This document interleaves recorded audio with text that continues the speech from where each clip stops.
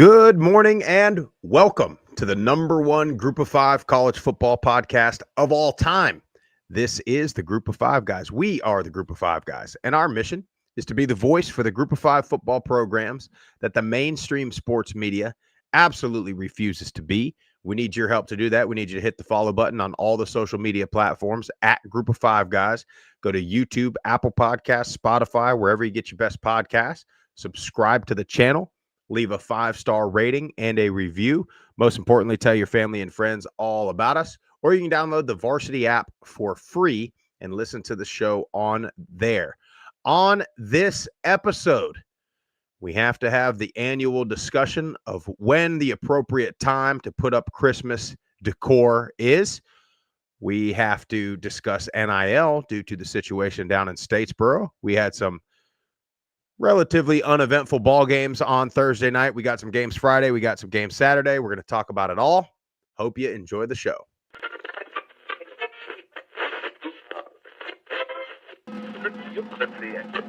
Have you had it from somebody born and raised in Lafayette, Louisiana, at a tailgate? Doubt it. I said Michael Pratt has got to show up and play, and boy, did he. 394 yards, 4 touchdowns, 48 rushing yards on the ground, and another touchdown. Projected getting drafted between the first and third round. Like, that's incredible. That's the wide receivers are absolutely stacked for the Group of Five. Yeah, I really appreciate you do for the Group of Five programs, and I think it's great. I think we should get more of this. But you guys are on the forefront of this, and so I'm thankful for this. I'm glad that you're talking about the Group of Five because I think they get overlooked. But it's a ton of fun to watch a guy go to the NFL from a Nevada or a Colorado State or a Middle Tennessee or an App State, and fans follow that kid.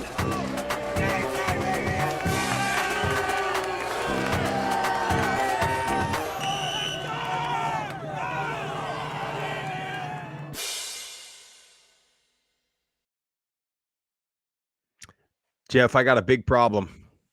Big, huge problem. What you got? You got a couple big problems. Well, I got a lot of them.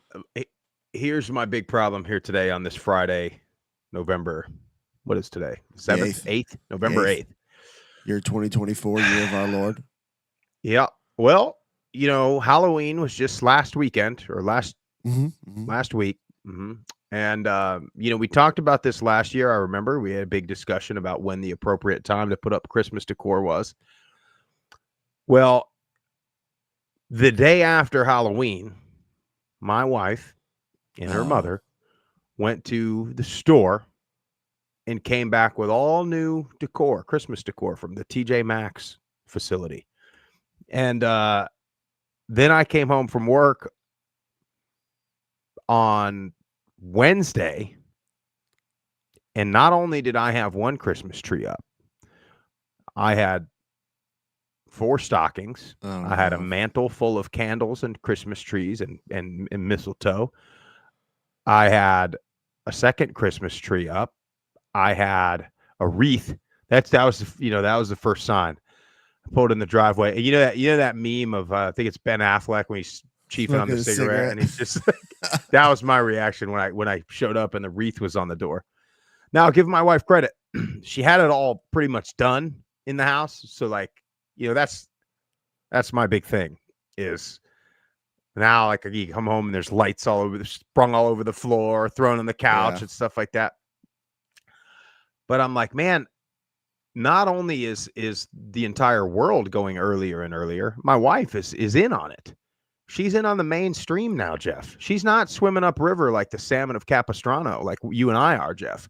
And I don't like it. I don't like it. Lauren, what are we doing? Well, Jeff, we don't even celebrate Thanksgiving anymore because we're moving right on to Christmas. See, here's the problem. Okay. Thanksgiving deserves its day. All right. It sure does. You got the turkey, you got the dressing, you got the cranberry. Family comes over. Tell everyone how much, how thankful you are or how much you hate them. Either one. It's the time to get all the feelings out. and the family Yep. amongst the That's table. when you start. That's when you have your discussions about the main things, politics, That's what I was religion, gonna say. those And kind of now- things. Thanksgiving dinner is when you do it. And now we got a bit, right after the election. I got a lot of things I've been holding in, want to get off my chest to the family. But no, Thanksgiving deserves its day. We can't do it. I thought the Sprouse household was gonna stand strong. Well, we tried, and last year it started getting a little bit there last year. And here's my two main problems with this, Jeff. Problem number one is the Christmas trees, plural, go in places in our home where we have something, right? Like a table or a desk. So now you gotta like hide these tables in like a spare bedroom or something. It takes up all the space in the house. And my main little thing, I mean, I'm sure everybody has this, I walk in the front door, I got the little table, I throw my keys, throw my wallet on, the whole deal. And now I don't have it. Now I have to put it somewhere else. Now you're going to be looking for your keys in the morning, looking for your wallet and your phone and all this stuff. And it's just, I was fine with dealing with that for a month. Okay. But now it's like 2.5 months, and it probably ain't going to be taken down till end of January. Yeah.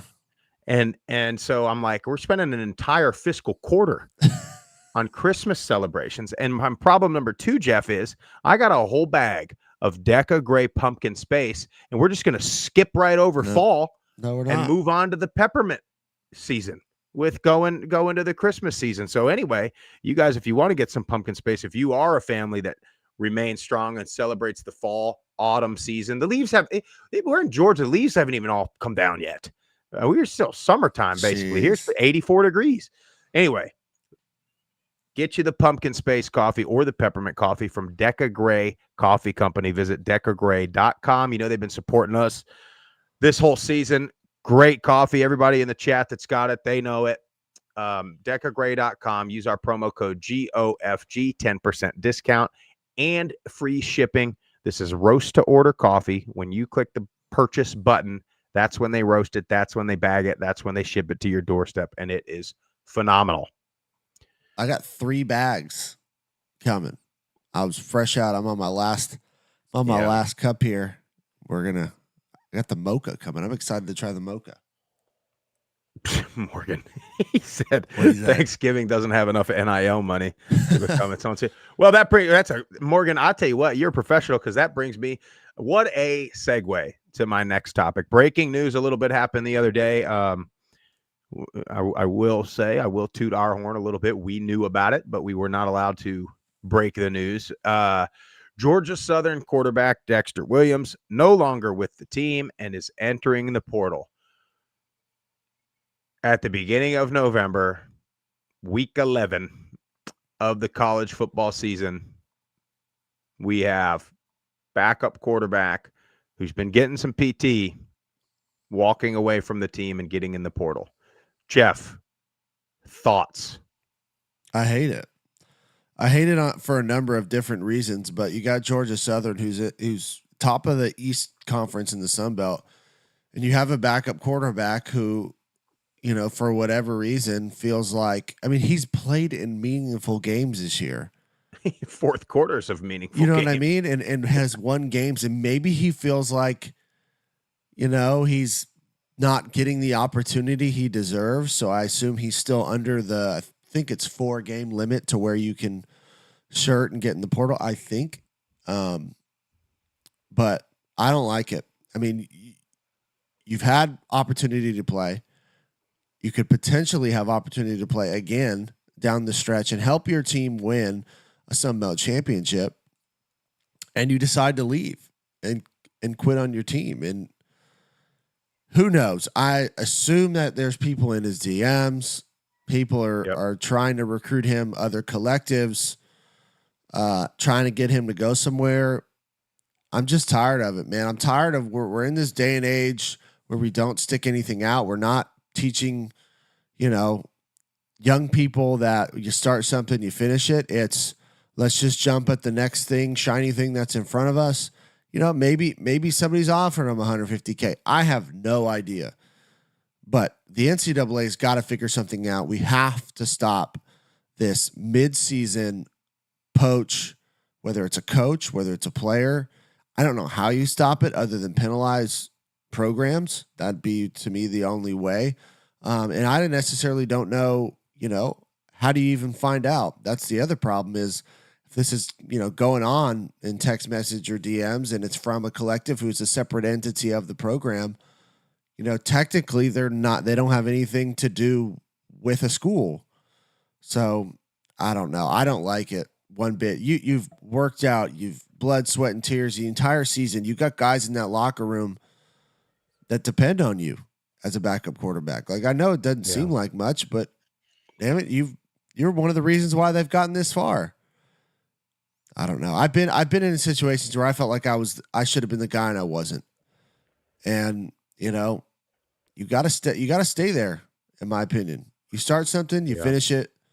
But I guess he's seeking opportunity elsewhere. Well, that to me, that's what it says, is like he's gotten a couple late game opportunities with French going down or whatever, for whatever the reason. And that's what my gut goes right there, Jeff, is he's got a couple games, couple good series, couple good drives under his belt, and somebody got in his ear, whether it's an agent, a family member, another collective, or anything like that. And they got to him. And now if you're Georgia Southern, now you got to be looking at it like, well, now we've had this situation where J.C. French has been injured a few times, and this guy's had to come in and win games for us.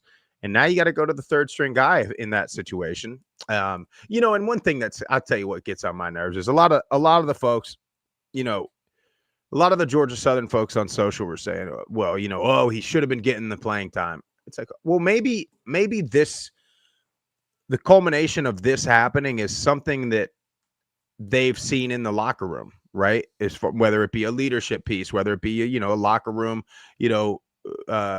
locker room getting the whole locker room together kind of guy. You don't know if that's part of this. Like, you don't know if any of that's part of it. You look at the Sluka situation. Everybody was all up in arms about Sluka, and then it turned out, well, he might have been the problem, at least from the locker room standpoint. But my question is for you, Jeff, on this is, if I'm Georgia Southern, or if I'm any university and I'm a fan or an alumni or whatever, I'm not affiliated at all, but their NIL collective came to me and I gave some money, and their pitch was, hey, we got to try to keep this guy. We're thinking he's probably worth $50,000. Could you help us out? And I give whatever, half of it. I give all of it. I give $10,000, whatever. What if we don't keep that guy? Do I get a refund? You know what I mean? I mean, I would probably say no. And usually the way I understand how a lot of these things go is, we talked to Chad Hassan from Liberty, and I've talked to some other heads of collectives throughout the country, and I think the model is you're building your collective around anywhere from about 5 to 10 big donors. So ideally, you're not going to somebody, one person or one company, and being like, hey, I need $50,000 more just to keep this guy. In a perfect world, you have a big pot of money that companies, have you've set up deals with before the season, and you're just pulling from that pot. It's a business, so you got to. Hopefully, you're building your funds and your base, and it's a big pot of money, and you use it as you need it, and then you replenish it as you keep going. So, if it was a one-time thing, like you went to somebody and it was somebody that really liked Dexter Williams, maybe if they were upset and they were like, hey, like you didn't keep this kid, like I said, but I don't necessarily know that that's exactly how you should be going about building your collective.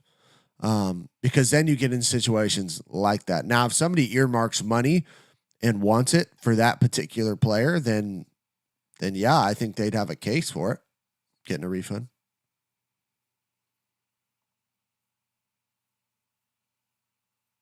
We lost your audio.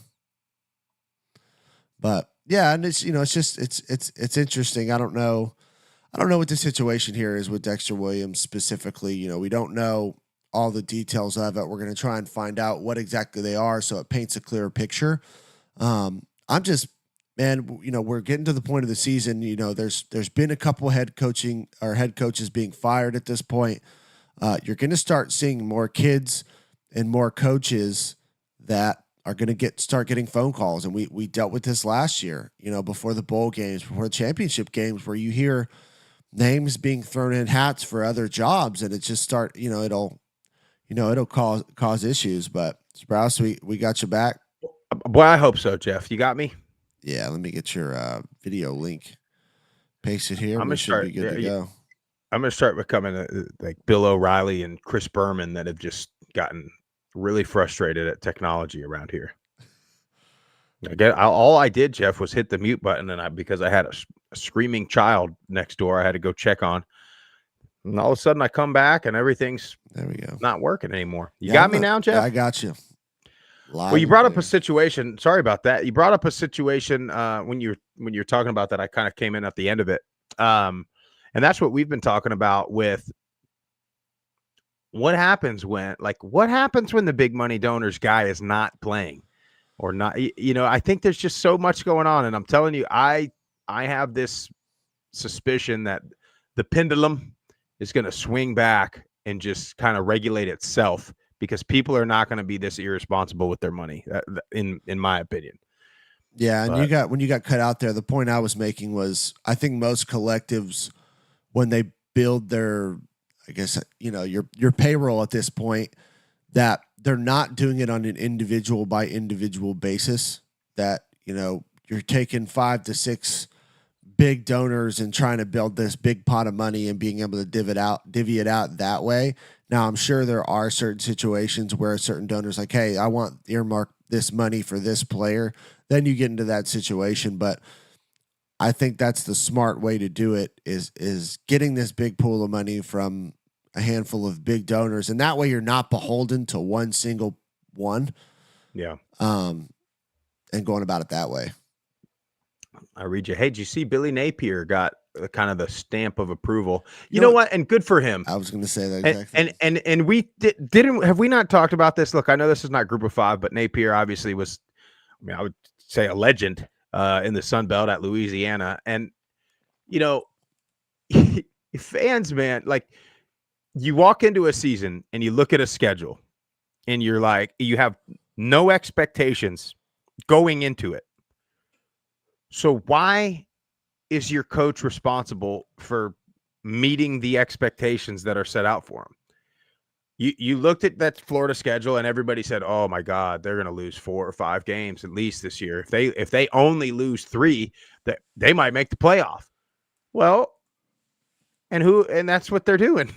Yep, you're going to lose 4 or 5 games, and to be honest, like, they've probably improved.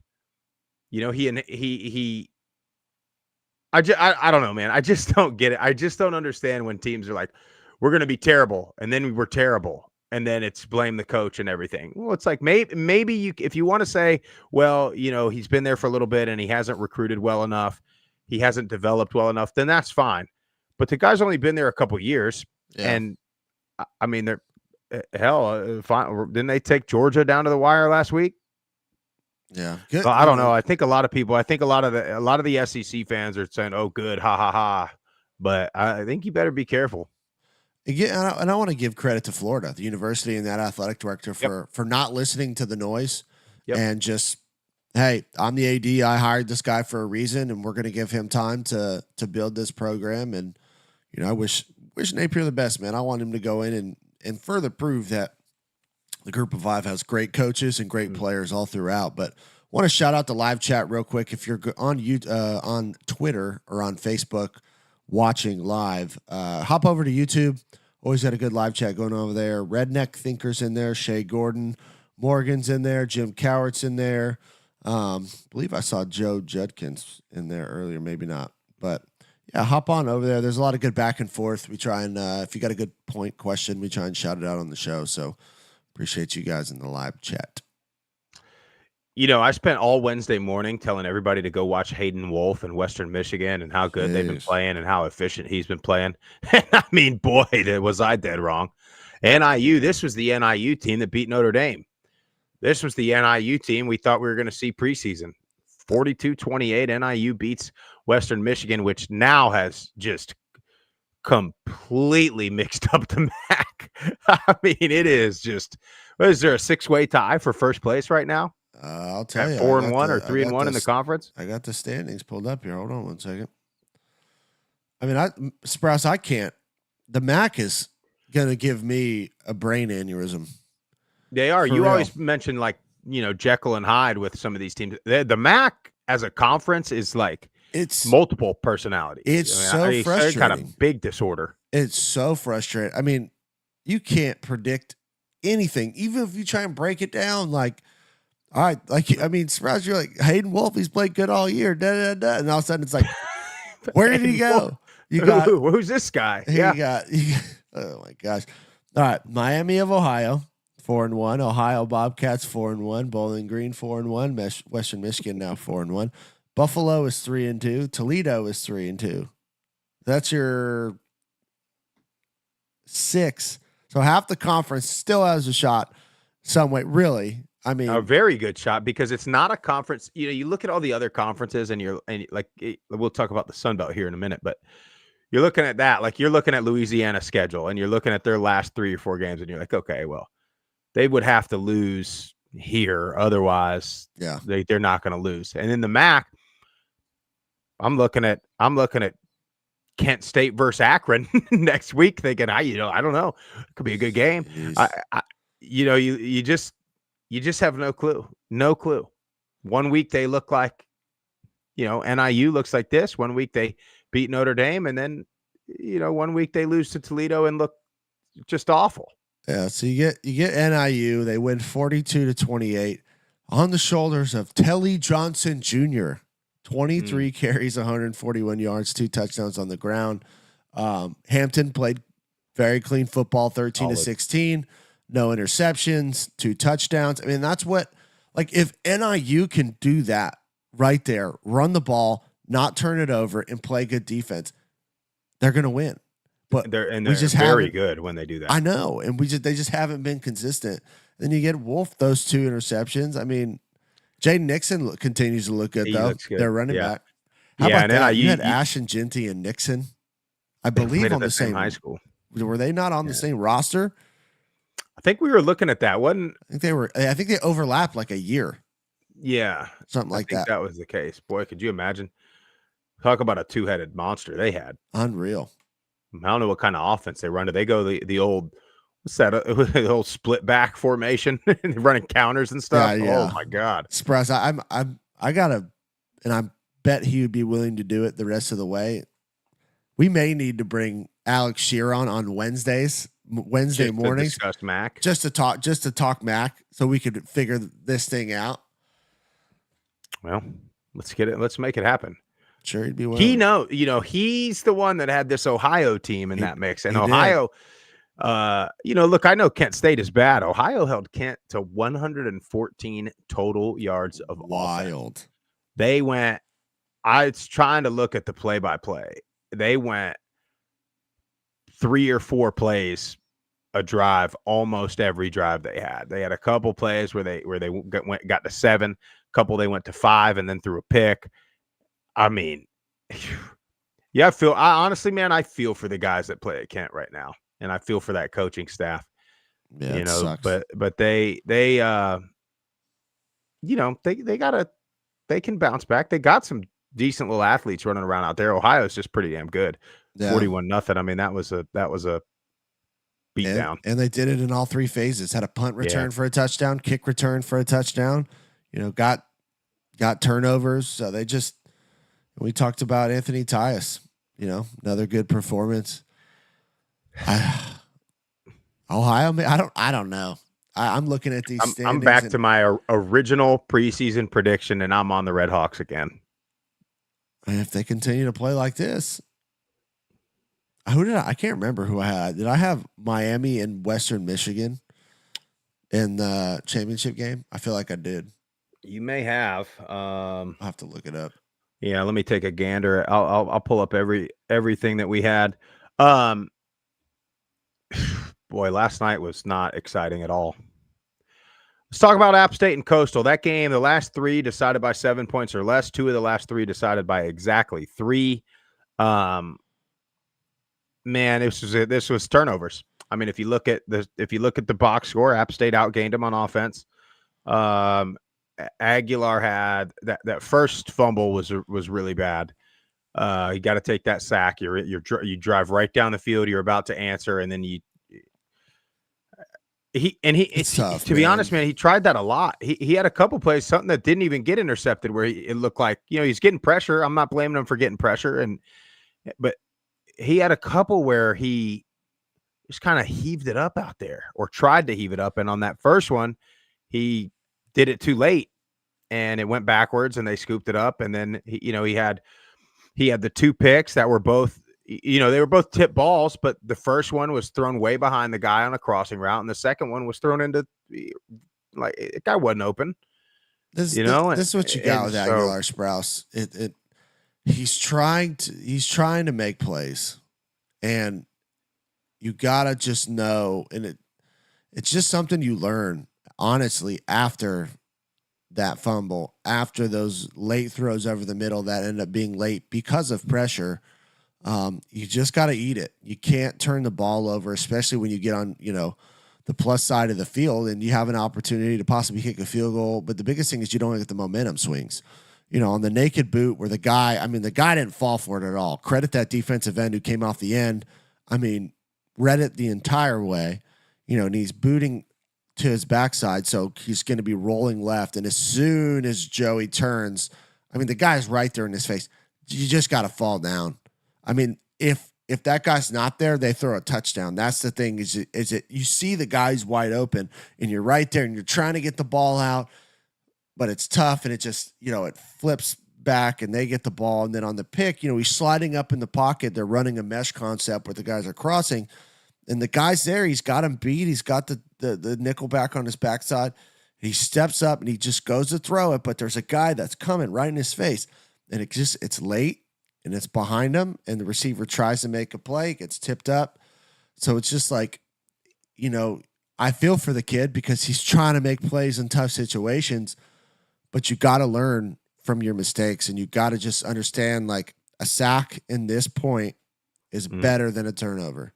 Because honestly, if they don't turn the ball over, they have a chance. They're in the game at the end of the game, despite how good Coastal played. Yeah. I got our MAC predictions pulled up, Jeff. You had Miami over Western Michigan. Good pick. I had Miami over NIU. Tip had Miami over NIU. I'll tell you what, though, as much as we're saying we don't know, our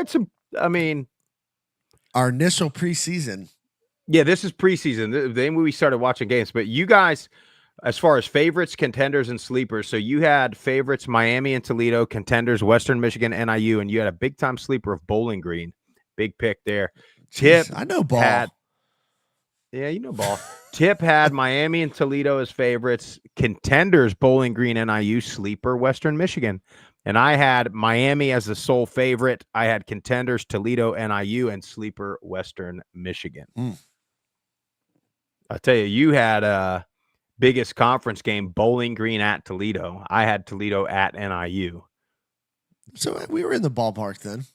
Not bad. We just didn't have Ohio. We were way off on the American. Way off. No, I think I had Tulane winning the whole thing. You did. That's it. That's the only thing you had right.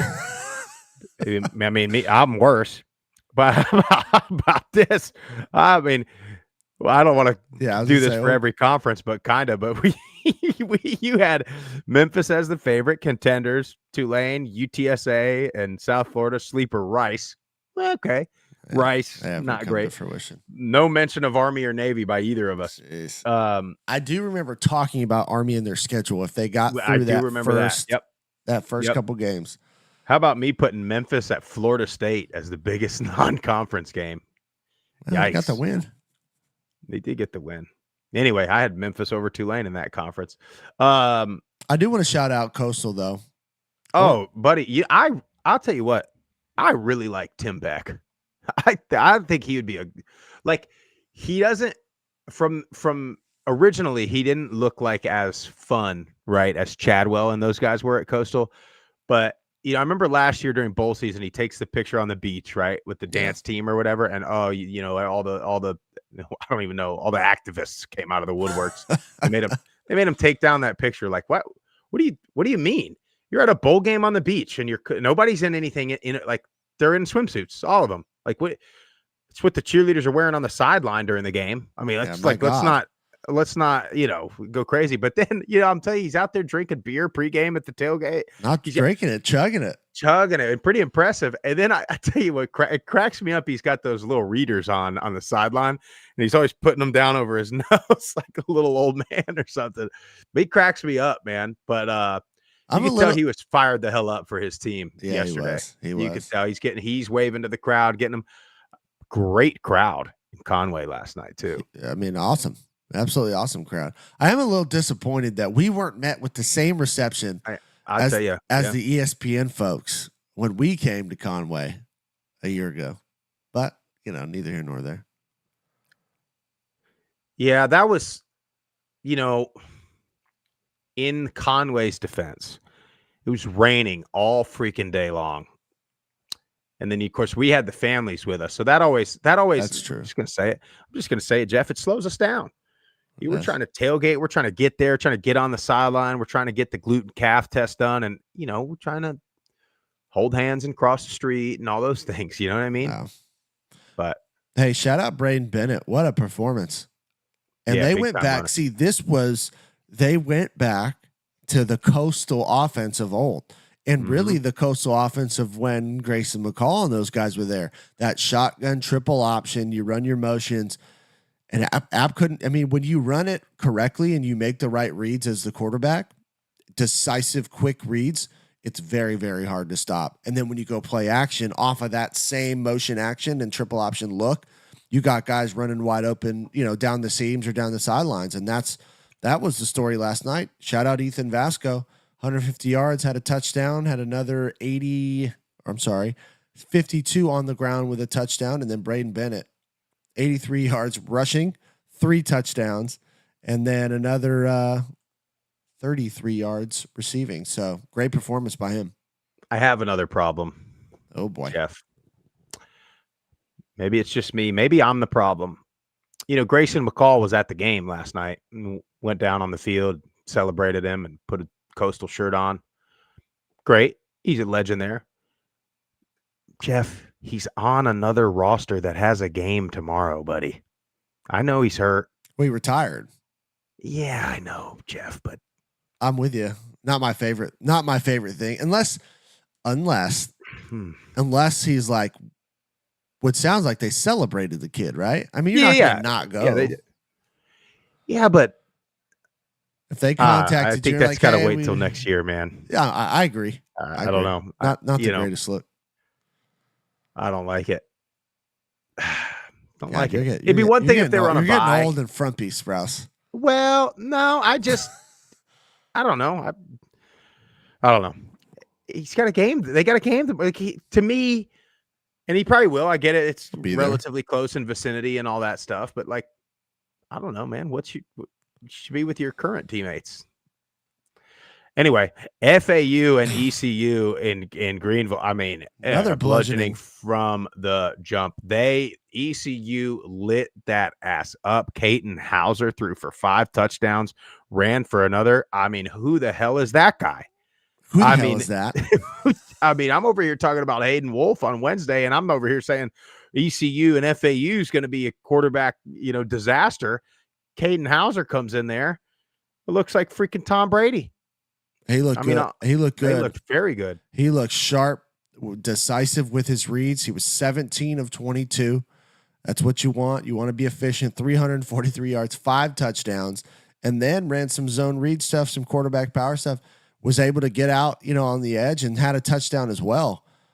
If they can get this type of production, ECU if they would have done this all year, and I know they gave the job to Garcia because they said that Hauser was the guy in camp that was turning it over, and then they kind of flip-flop once the season started.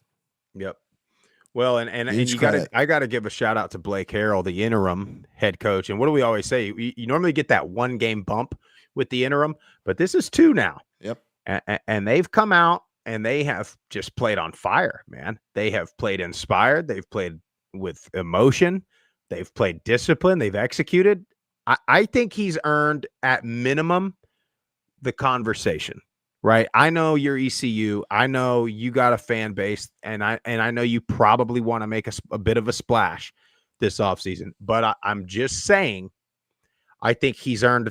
Now, granted, yes, he's played the Owls, Temple, and FAU, and FAU. Tom Herman, he's got to. That season's got to be just absolutely on fire with gasoline, because they have flagrantly failed. I mean, they go. I mean, they come the beginning of the season. They bout beat in the Big Ten, Nebraska or somebody. They beat Michigan State, I think it was. And I thought they got. And I remember there was some poor officiating in that game that I think cost them that game. And then they blow out their rival FIU. And then you get these last few weeks where, man, it has been embarrassing. It is, and I know Cam Fancher went down pretty early, but that game was already 21-7 or 21-0, something like that. And man, but ECU, gotta love it. 2 pretty good crowd showings last night over in the Carolinas. I like to see that on a Thursday. They love football out there, man. They sure do. I'll tell you what, man. You know, and I'll tell you, Conway's one of the few where it seems like they do better. They do better in the midweek. They do. You know, their Saturday games are kind of, well, I don't know. I'm saying that. We went, to their home opener, right? Yeah. Last year, and it was Jacksonville State. Pretty. But that's becoming a big game though now. Coastal and App. It's a huge game. Like as far as like, I think the perception of the fan bases is concerned. So I think that's a little bit of a credit to the crowd there. But yeah, that was awesome. Yeah, great to see. Kudos to Iverson Reed and those boys. There you go. Friday night, you would have thought preseason this was going to be a good one. Rice going to Memphis.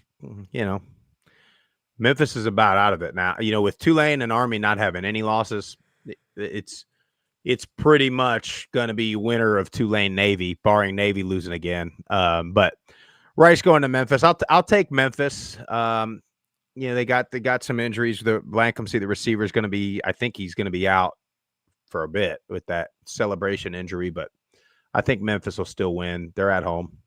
Yeah, I'm with you. I'm Rice just doesn't have the guys to keep up with Memphis, but Memphis has underperformed all year. So I don't really know what to expect out of them. They should get the win, should get a big bounce back win. I'll say they cover. I'll say they cover the 8. Yeah, and then you got New Mexico at San Diego State. San Diego State, they've only got 1 loss in the Mountain West. They're still like 3-5 overall, but only 1 loss in the conference. Both teams, however, on a 2-game losing streak. I'm not real sure. I'm going to take San Diego State here, but I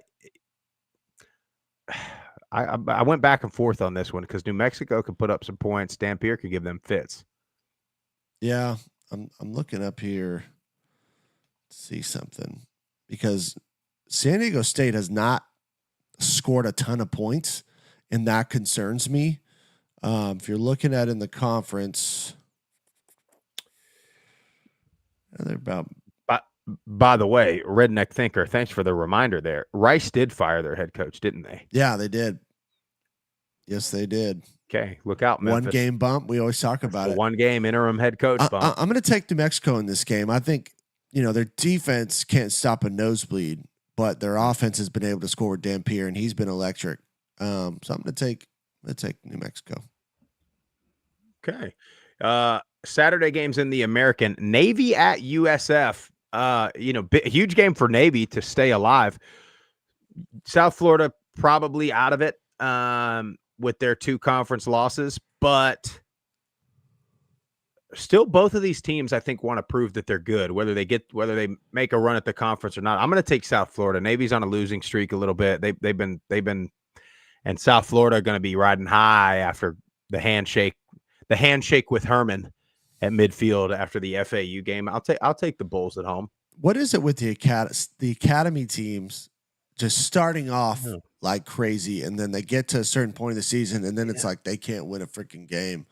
I don't know, Jeff. We got to do a study on that. I'm trying to think because them and Air Force from a year ago is both right around week 8, week 9. I'm trying to think. Is there finals? You know what I mean? Is there something?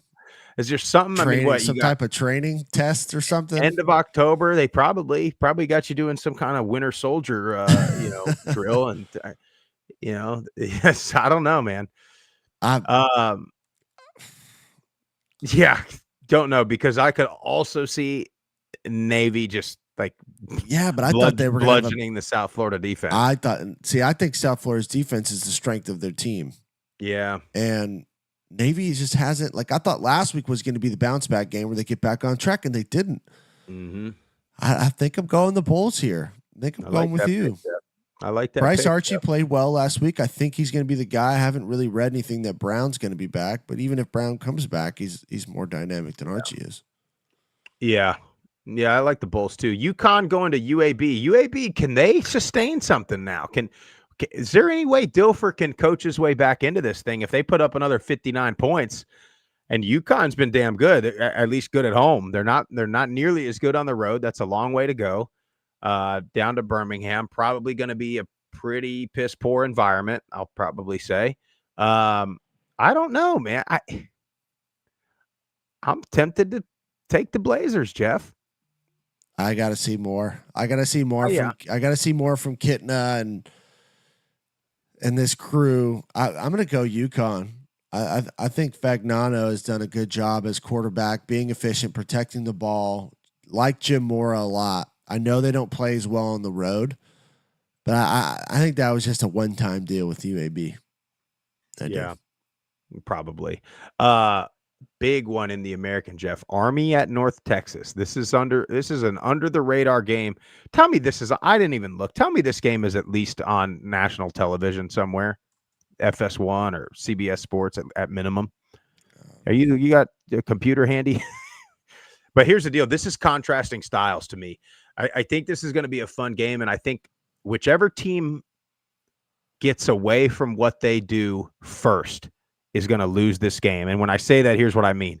If North Texas goes down and does what they do and scores on their first drive in 1 or 2 plays, does Army panic, right? And do they start thinking, well, we got to match, we got to score quick, we got to match them? Or do they say, okay, one score, we go run the ball, we'll do our offense, we'll tie this game, we stop them one time, we go do it again?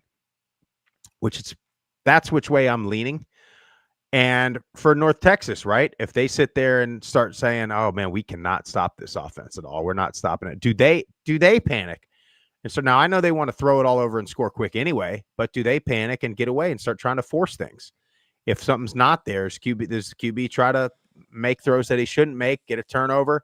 Next thing you know, you're down 2 touchdowns to Army. That game's over with. And it goes the same for both ways. So I don't know. Whichever team to me gets away from what they do first is going to lose this game. I'm going to say that that's more likely to be North Texas getting away from what they do because Army's holding the ball for 8 minutes at a time. Yeah, it's going to be limited possessions, whoever it is. Morgan in the chat ESPN says Army 2. North Texas is on ESPN2. Here's the story. Here's the story of this game, and we won't know until kickoff. Reported by Sal Interdonato. This is from Jeff Munkin on Wednesday. Health is improving. We anticipate before the end of the week he's going to be able to practice. That will allow us to determine his status for the game Saturday. There's a chance, so I'm optimistic because there is a chance. We'll just see. The good news is we got another quarterback that has a start under his belt and an important victory for us. If it's Dwayne Coleman, if it's Bryson and he's healthy enough, then we'll play Bryson. We're not able to make that call right now, but he is improving, and that's positive, and I'm glad for him. If Bryson Daly plays, I think they win this game, depending on how healthy he is and the foot and whatever really is going on there. If he doesn't play, what worries me is North Texas in that offense that can score a ton of points, which I know Army's defense is good, but they're not used. If you get in a situation where they're consistently on the field, how well is the conditioning of this defense? Are they used to spreading out 5 wide and being thrown on 40 times a game? I don't know that answer because we hadn't really seen it yet this year. So if they get down in a hole and they have Dwayne Coleman, I don't know if they have the firepower to come back. I think Bryson Daly is the key to this team. He's been the key all year. That's spot on. You don't just replace him with you don't really usually have 2 or 3 of those guys, at the quarterback position in the locker room. Yeah, that's spot on. And honestly, I guess I just assumed he was playing given the fact that Army's favored in it. I hope he does. I want to see a full powered Army offense against a North Texas team. This would be a great game. And they have Notre Dame next. So I want that undefeated Army team to play Notre Dame and see what we can get out of that. But yeah, trench foot, huh? Isn't that what they're saying? I guess. What are you doing? Change your socks and your boots. You gotta have a fresh pair of boots. This is not the Revolutionary War, guys. I mean, do we not have a Nike contract up there that could just? Man. I mean, unless he pulled an Antonio Brown where he got in the cryo chamber without socks and shoes on and froze his feet off. Antonio Brown, man, that man, he's wild. Look, I don't mean to laugh because I think he's got a problem, but he's funny. He's pretty funny.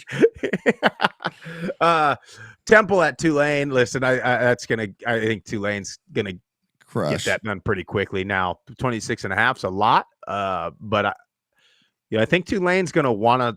They need to start, I think, to really insert themselves into that top 25.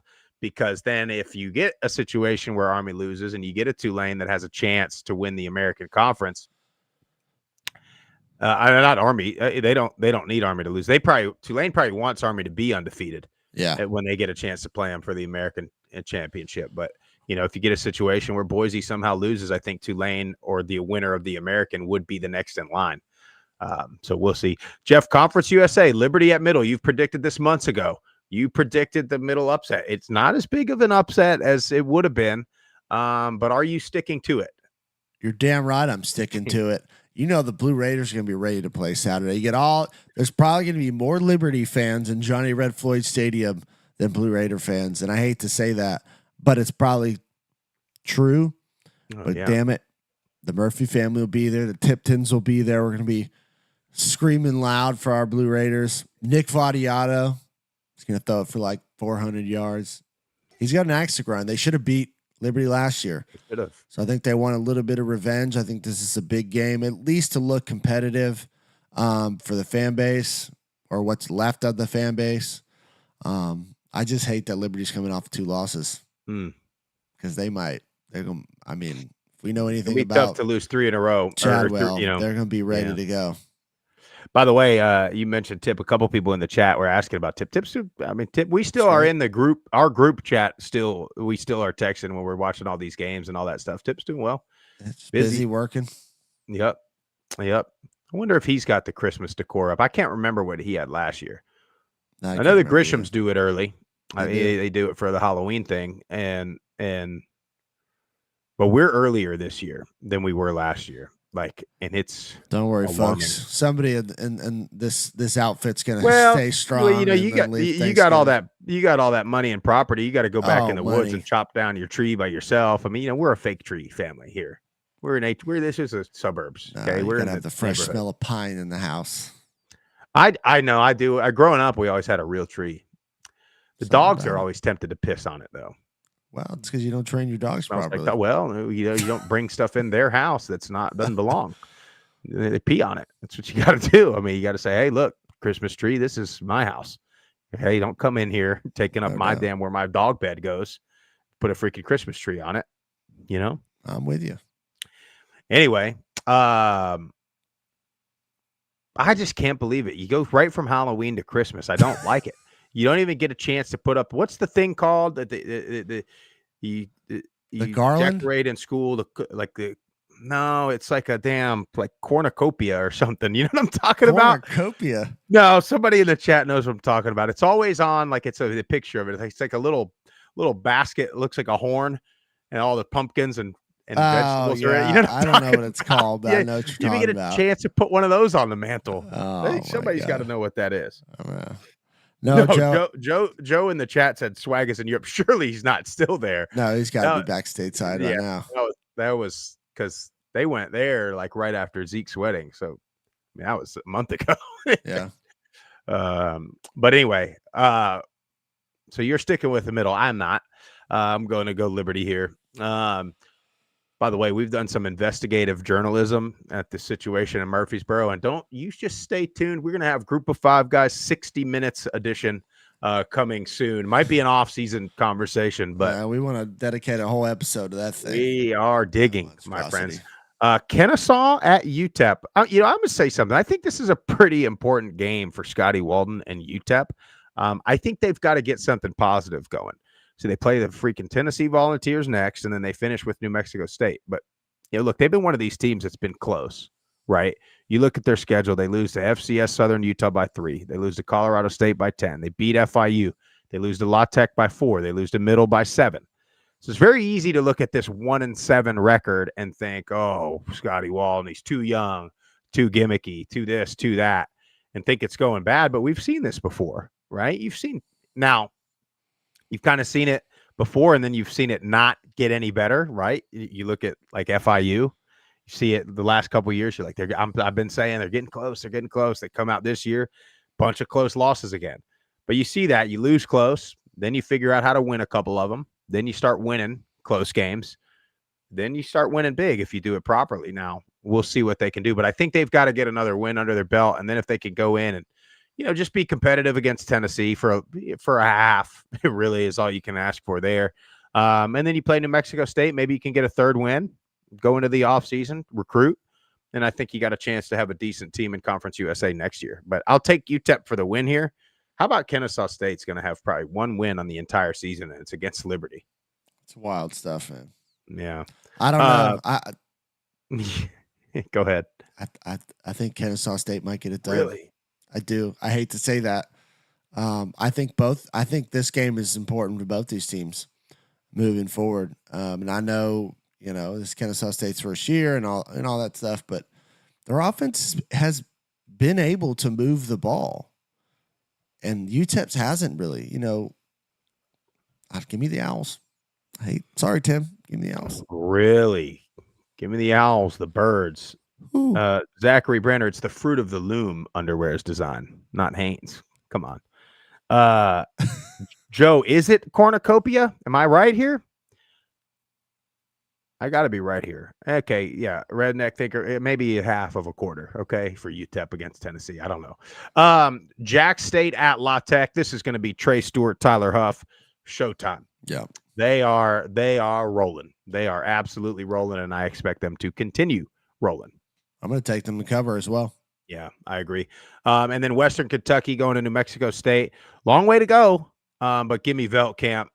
Give me Veltkamp and the Hilltoppers to keep going. I think we are set up for Western Kentucky, Jacksonville State Conference USA Championship game in Bowling Green or Jacksonville, Alabama. Yeah. You with me there, Jeff? Ditto. Moving on to the Mountain West. By the way, do we have voicemails, Jeff? We have 3. Depends on how quick we got to roll through these. San Jose State at Oregon State. I don't know. No idea. Oregon State's favored by 3. I like San Jose State, but they've kind of dropped off a little bit second half of this season. Yeah, they have. I think they'll be up for this game, though. I want to see a big game out of Nick Nash. He's been one of the best receivers in the entire country.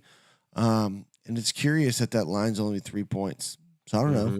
It's close to being a pick. Give me San Jose State. Give me the Spartans. Yeah, and then, all eyes are going to be on Boise State again. They've got Nevada. Does Boise need style points at this point? Do they just need to keep winning? They got some O-line injuries from earlier in the year. I hope they get some guys back just for the depth piece, right? I think they've played well. But they need to get some depth because, yes, if you do go late in the season where you're playing 13, 14, 15, 16, or 16 games, if you go to the Natty, I think 17 maybe, you're going to have some depth because you're going to get some guys banged up, especially when you get to playing the physicality of some of those teams that'll be in the playoff. But I think Boise wins 24 points. I don't know. Jeff, did you have that quote from? I do. So Jeff Choate is a Boise guy, Idaho guy. So I'm going to play this real quick. This was interesting. At the risk of not derailing the interview, Coach, I mean, it was pretty public that at least once, maybe twice, you interviewed at Boise State. What can you say, I guess, just about that the opportunity, the interest that you had at one point? I know everything works out for a reason. You're happy where you're at, but just your thoughts on interviewing and maybe getting passed over there. Yeah, I don't really have a lot to say about the past. I don't think there's a lot of value in that, BJ. And like I said, I truly appreciate the time that I had there. One thing I'll say is that, I graduated from high school in St. Mary's, Idaho. I taught and coached in Chalice, Idaho, in Twin Falls, Idaho, and in Post Falls, Idaho. I coached at Boise State for 6 years. It was a pretty successful run. My brother John was a 5A SIC Coach of the Year at Nampa a couple years ago. So my ties to that state are deep and significant. So there was obviously going to be interest on my behalf on returning to a place where, my dad had lived and passed away. My grandparents lived and passed away. And that I had a ton of professional success there. So I always try to keep it on the up and up and just say, hey, look, man, I love my time there. I'm an Idaho boy. And that hurts when, they didn't pass over Dirk Cutter. Let's just put it that way. And they gave him an opportunity. And I think that I've always looked at it like that. Like, where you're from and who you are, that should be celebrated. Is that game going to mean anything extra for you? I'd probably be lying if I said it didn't. Yeah. So, but I think that I know this, I'm not playing, and Spencer's not playing, and, we got to get our teams ready to go. And, they've obviously got a great squad, and it'll be a big challenge. I like him a lot. I do too. I really like him. I don't know if they're going to beat Boise State, but I think it's going to be closer than people think. Well, you've seen some of the Boise players coming out saying it's like teams aren't even trying to beat us. They're just trying to prevent Genty from winning the Heisman at this point. It's like, well, boy, which sucks, right? They're just selling out to stop the guy to prevent a historic season. But yeah, I'm sure they'll come out and play with some fire. It's at Boise, which doesn't help Nevada's chances. But I'll take Boise. 24, I could see it being right around there. 21, kind of a 42-21 kind of game is what I can see, which is about what Boise's been winning by anyway. UNLV going to Hawaii. Going to Hawaii is always tough. I think they'll win, and UNLV just needs somebody to beat Colorado State, and they'll get the rematch in Boise that they are probably itching for. But I think they'll get it done against Hawaii. Yeah, give me the Running Rebels. And then Fresno State at Air Force. Fresno, good opportunity for Fresno to bounce back after a couple of kind of rough weeks. And then Air Force, man, it's wild to see their downfall from a year ago. I mean, they've won 2 games since they were 8-0 last year. That's crazy. 8-0 last year. Since then, they're 2-13, something like that. 2-12. Yeah. Wow. Yeah. Fresno State's got to get this win. And if they don't, I mean, the fan base is already very disappointed on this season. They need this win. They should get it. They're a better team in all 3 phases. But if for some reason it's close and it comes down to it, that's not going to be a good look. Yeah. And Fresno, they're probably the one team, on the surface level that can beat Colorado State on the rest of their schedule. So if you're UNLV, you got to be hoping for Fresno to put something together here. Yeah. Utah State at Washington State. Washington State, what, number 20 in the 21. CFP? 21. And look, for the entire group of 5, you got to be rooting for Washington State to continue winning. Because remember now, Boise blew them out. Boise absolutely blew out Washington State. They have a win over Washington. They have a win over Texas Tech.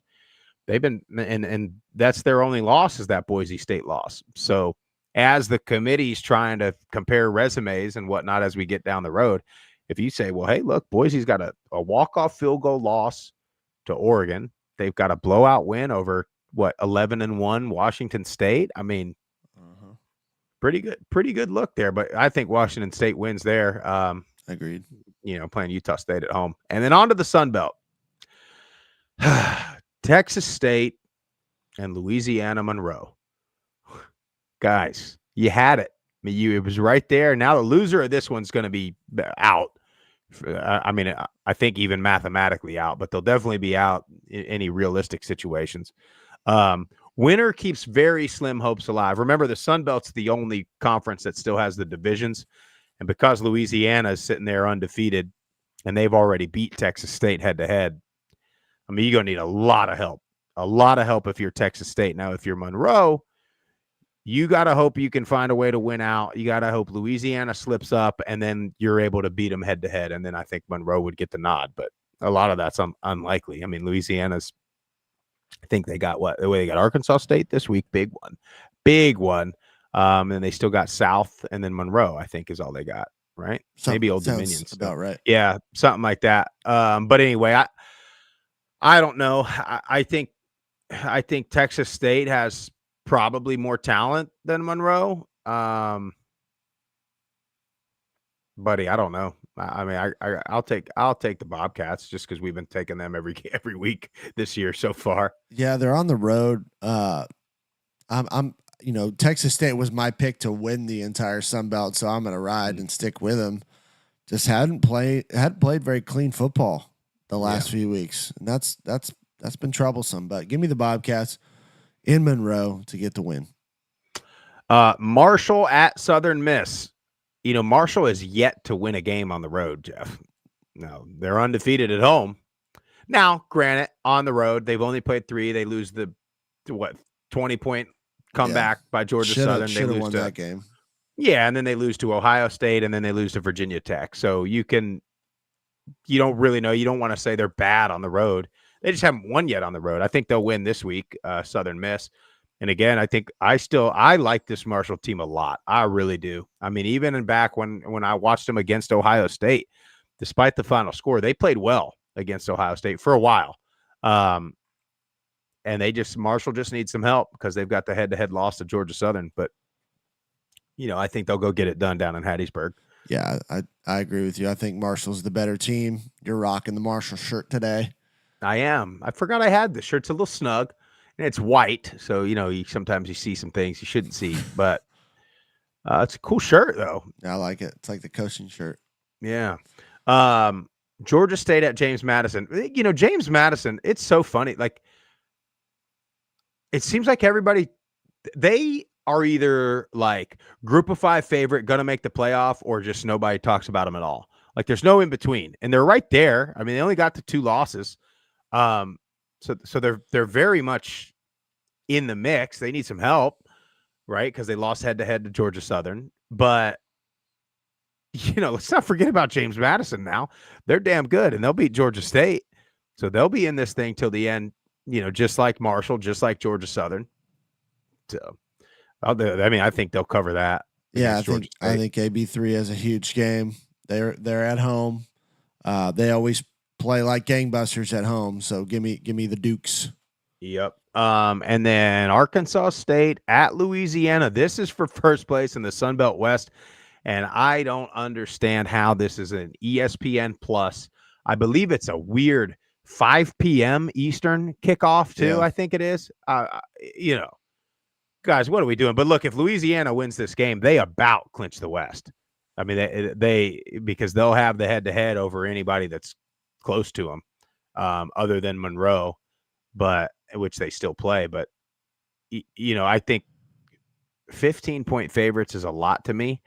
But I like Ben Wooldridge. I like what Louisiana's been doing. They've just been playing solid ball this entire season. Their only loss is by a touchdown to a damn good Tulane team. They got a Power 4 win over Wake Forest. I mean, they are so underrated to me. I know Terry thinks they're overrated every week, no matter what. But, buddy, they win this game. They pretty much, I think you could pretty much book a Sun Belt championship game in Lafayette at that point if they win this one. Yeah, and I think they win this game. Love Wooldridge. He's been playing phenomenal, efficient football at the quarterback position. You got that 3-headed monster between Davis, Perry, and Washington in the backfield. Either one of them could have great games. Not sure Arkansas State's defense can hold up. Yeah, it's kind of where I'm at. Jalen Raynor, he would have to be elite. Yeah, to I think make plays. Yeah. So I'll take the Cajuns as well. Jeff, you said we got a couple of voicemails, guys. Make sure you call this hotline, tonight as you're preparing for your games tomorrow. Saturday, the midnight calls are typically the best ones. Raw emotion post-game. It's 615-900-4286. Leave your hottest takes. Leave your trash talk. Eat your crow. I mean, we've had a lot of people come on here and admit their wrongs on the hotline. But make sure you call the hotline, 615-900-4286. We got 3 of them, Jeff. What's going on, Group of 5 guys? This is the lone Arkansas State fan. I thought I said my name last time, but I guess not. It's Josh, and I'm in Jonesboro. But I just wanted to call in and say we got a big game this week. Going down to the Cajuns, and although I can see this game getting out of hand, I'm going to be in my jersey with some pizza and a couple friends, and we're going to be howling, and hopefully we can find a way to win this game. So it's going to be really, really tough. Cajuns look really good, and again, even though I don't have a lot of confidence in this coaching staff, we're going to cross our fingers and hope we figure out a way to pull it out. I also wanted to congratulate Georgia Southern on another comeback win. I would love to see sometime in the future for Ryan Applin to return as the OC one day. He was on the staff for a little bit. I think he was a running backs coach, but it'd be nice to see him as the OC on the sidelines. And also, I want to congratulate Butch Jones on his 100 career win. Again, even though I don't really have a lot of faith, accomplishment is an accomplishment, and so I just want to say congrats to him. But anyway, shaping up to be a nice tight race, so it's going to be exciting to see what happens in November. You guys keep it up, and hopefully some of my friends will start calling in soon. So Wolves up. Let's go Red Wolves. Appreciate you, Josh. When he opened that call and he said, the only Arkansas State fan. I think he said the lone. Yeah. Well, either way, I mean, just sounded very, very dejected with that. But hey, look, again, they come out and win this game. They're in the driver's seat. They're in first place, and they got what they got left. I think they got Georgia State. They got Monroe. And ODU. And they got Old Dominion. So, I mean, you probably be favored. Maybe not Old Dominion. You'll probably be favored in the other two. So, look, you take care. At this point, you're one of the one teams left that if you take care of business, you got it. So, all you want is a shot, right? What would any coach would tell you, unless you're Boise, right? You're talking about making a playoff or making a national championship run. Any coach would tell you, we just want to be playing meaningful games in November. That's it. That's what anybody would ever tell you. And here you are, you're doing it. So, hey, let's go to work. Let's do it. I like he mentions Ryan Applin coming back. Know.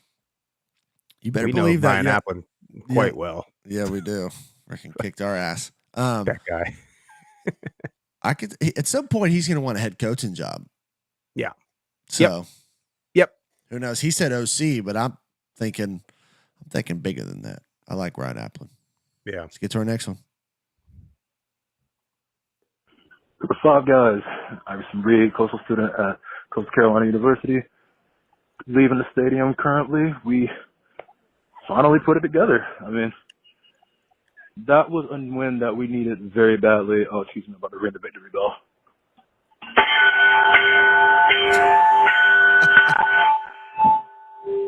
Nice. All right, did that, but that was fun. But yeah, this was the most complete I think we've played all season, and that is something that going forward needs to be more consistent.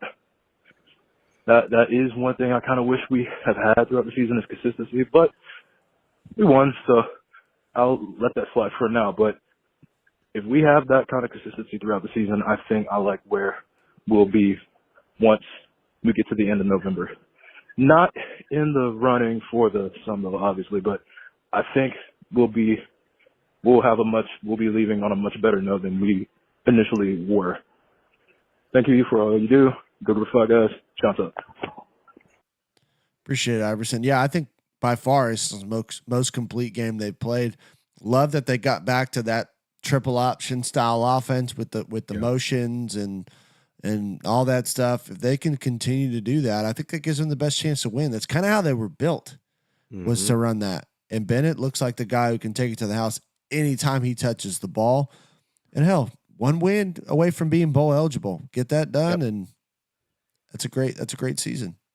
Yep. Now, has Iverson Reed taken the torch from Steeple _PC _51 as the coastal, torchbearer? Not so fast. I don't know. Not so. Well, no, I'm not saying Steve. I'm not saying he's a better caller. I'm just saying he's now, Steeple, his kid doesn't play there anymore. He's probably a little less invested. Maybe. I don't know. Why don't we hear from the man himself? Wow. Back-to-back coastal calls. Hey, Group 5 guys, how you doing? Steeple _PC _51. I want to give a shout out to Wood and my boy Stu Wright. Sorry, we had to bring you down there to the green turf and the teal turf and handle your boys like we did. But first off, my boy Zach Green and Joe Jenkins, y'all really good with numbers. So let me throw some numbers at y'all guys real quick, okay? All right.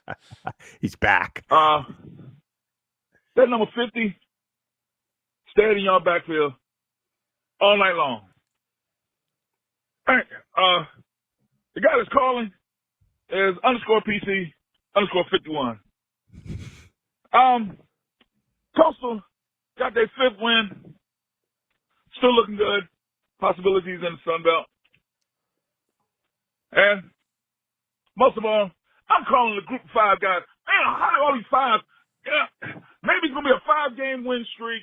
Maybe what's next, guys? Maybe I'll drink 5 flights without taking a shot of liquor. I don't know. All I know, I'm excited. We beat App State.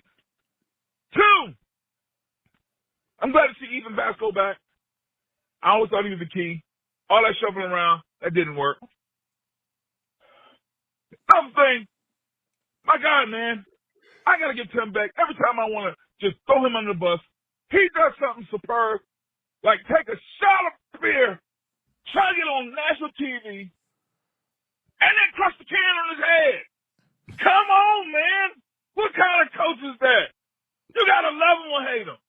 Oh, my God. First, the beach picture with all the honeys, and now he's shotgunning the bill on TV. My gosh, guys, I'm so excited. But I'm going to go ahead. It's time for me to go ahead and hit the bar. I'm back at home. My son had his last JV game tonight. Excellent. They went into overtime. Bad snap. Quarterback picks the ball up, throws it over everybody's head. In the end zone, we win on a 2-point conversion. Oh, my God, everybody's going crazy. Everybody's going crazy. They're hollering, Group of 5, Group of 5. Nah, they really didn't, but that's what I was saying in my head. Group of 5, Group of 5. Man, oh, my God, I'm so excited. Anyway, I got to go. Family looks at me like I'm crazy. I got some, I really got some flights in the house. I'm about to go hit them. And, man, love Group of 5. Love the Sun Belt. 3 more, baby. 3 more. We got to get them. Legend himself, Steeple _PC. Group. Let me tell you something right now, Jeff. Whoever the Group of 5 playoff representative or representatives are, we need that chant happening whenever we upset some of the SEC team. It needs to be that Group of 5. I mean, I got chills, Jeff, thinking about it. That'd be awesome. No, Steeple, hey, you have completely derailed my thought there on passing the torch, buddy. It's all yours, pal. Unbelievable. Great. Hey, you're welcome. Every time we pick against Coastal, they win. So maybe That's a fact. We should just keep picking against them. Yep. I don't know. Sunbelt and MAC are both pretty tough. They're the toughest, I think. They're the most they've got the most balance in the conference, I think. That's all we got, Jeff. That's it. Well, look, if you like the show, make sure you follow us on all the social platforms at Group of Five Guys. We got to get some more stuff happening on the Twitter. I can't get political stuff off my timeline, and it's even worse now that the election's over, I think. So we got to get some more football stuff. If you guys are at the games, we need pictures of tailgates. We need pictures of all the stuff on the field, in the stadium, empty stadiums, full stadiums, student sections, all that. We got to cleanse the timeline, okay? As soon as possible, we've got to do that. So make sure you hit follow on all the social platforms at Group of Five Guys. Go to YouTube, Apple Podcasts, Spotify, wherever you get your best podcasts. Make sure you hit the subscribe button, subscribe to the channel. Give us a 5-star rating and a review. Tell your family and friends all about us. Or you can go to groupof5guys.com and get you some Group of Five Guys merch. Hope you guys have a fantastic Friday.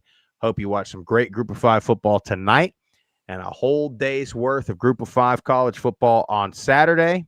We'll see you Monday morning. We're out of here.